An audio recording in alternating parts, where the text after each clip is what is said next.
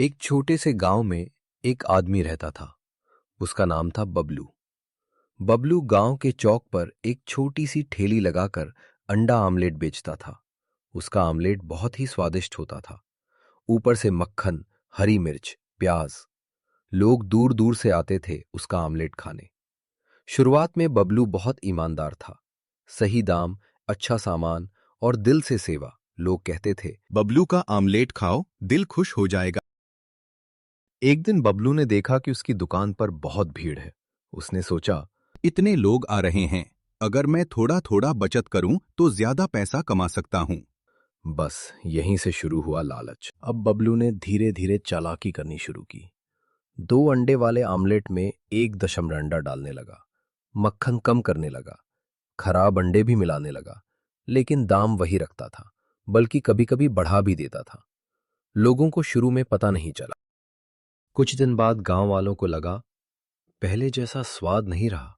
एक आदमी बोला, यार पहले तो मजा आता था, अब कुछ गड़बड़ है। दूसरा बोला, शायद बबलू बदल गया है। लेकिन बबलू को फर्क नहीं पड़ा। वो मन ही मन हंसता, पैसा आ रहा है बस, स्वाद जाए भाड़ में। एक दिन एक बूढ़ी अम्मा उसकी दुकान पर आई। अम्मा बहुत गरीब थी। उसने कहा, बेटा, एक आमलेट बना दे, बहुत दिन से अच्छा खाना नहीं खाया। बबलू ने सोचा। ये तो गरीब है, इससे क्या फायदा। उसने सबसे खराब अंडा उठाया, बिना मक्खन के आमलेट बना दिया और अम्मा को दे दिया। अम्मा ने एक और खाया और तुरंत समझ गई कि कुछ गड़बड़ है। उसकी आंखों में आंसू आ गए। वो बोली, बेटा, खाना बेचते हो, धोखा नहीं। और चुपचाप चली गई। बबलू ने उसकी बात को हल्के में लिया, अरे जाने दे, एक ग्राहक गया तो क्या हुआ।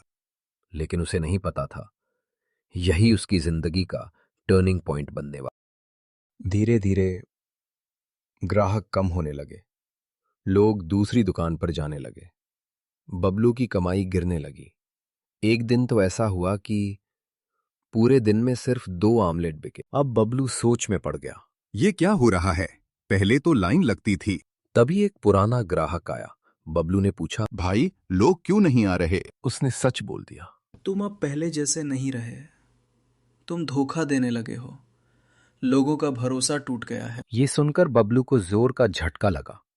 उसे अम्मा की बात याद आई। खाना बेचते हो, धोखा नहीं। अब उसे अपनी गलती समझ आने लगी। उस रात बबलू सो नहीं पाया।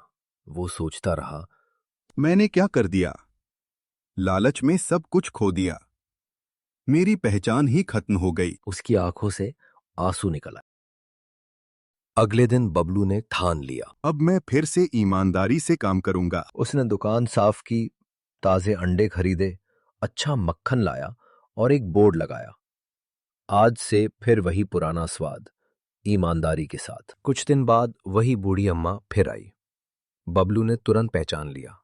वो उसके पास गया और हाथ जोड़कर बोला, अम्मा, मुझे माफ कर दो, मैं लालची बन गया था।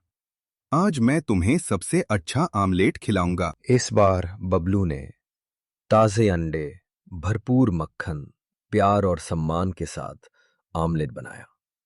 अम्मा ने एक कौर खाया और मुस्कुरा दी। वो बोली, अब आया असली स्वाद। धीरे धीरे लोग वापस आने लगे। दुकान पर फिर भीड़ लगने लगी। बबलू का नाम फिर से चमकने लगा। लेकिन इस बार बबलू के अंदर लालच नहीं था, सिर्फ ईमानदारी थी।